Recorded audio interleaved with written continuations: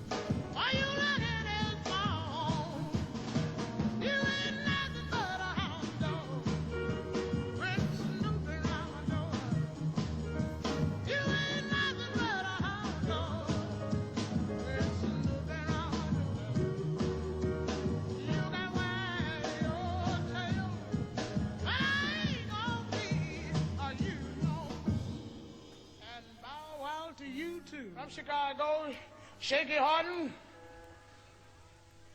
J.B. Lander, Doc Ross, and John Lee Hooker.